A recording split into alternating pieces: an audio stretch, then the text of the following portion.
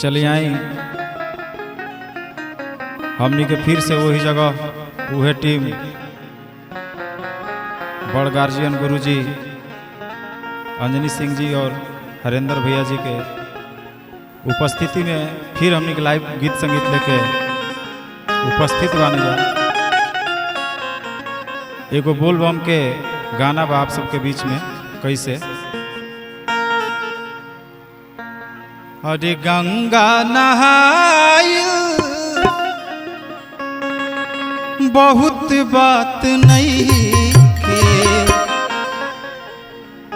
गंगा नहाई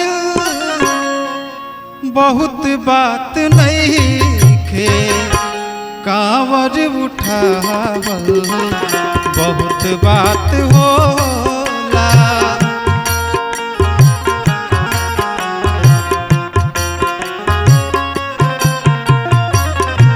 देवघर में आय बहुत बात नहीं के, देवघर में आय बहुत बात नहीं के, जलवा चढ़ावल बहुत बात होला, जलवा चढ़ावल बहुत बात होला।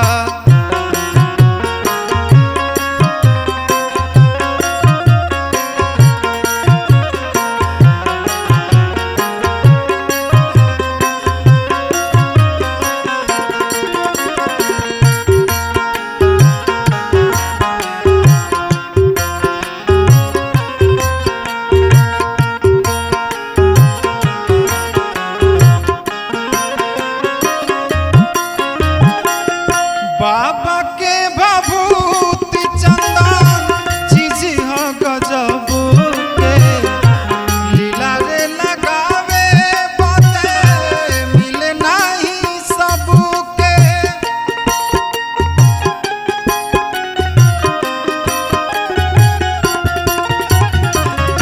बाबा के भभूति चंदन चीज ह गजब के,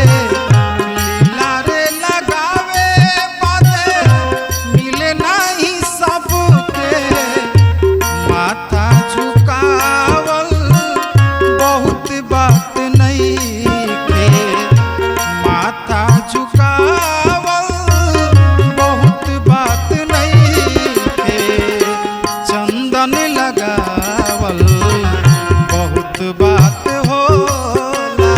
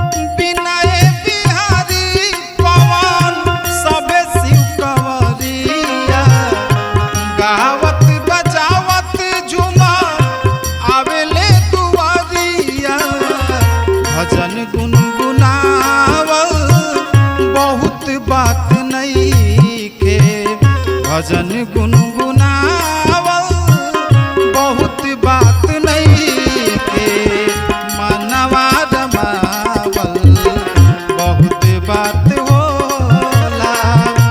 देवघर में आय बहुत बात नहीं के, जलवा चढ़ावल बहुत बात होला, जलवा चढ़ावल बहुत बात